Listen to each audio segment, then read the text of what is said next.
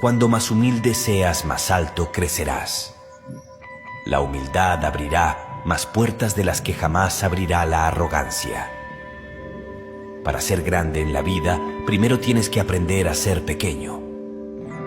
Nunca dejes de ser agradecido y buena persona. La vida da muchas vueltas y nunca sabes dónde terminarás.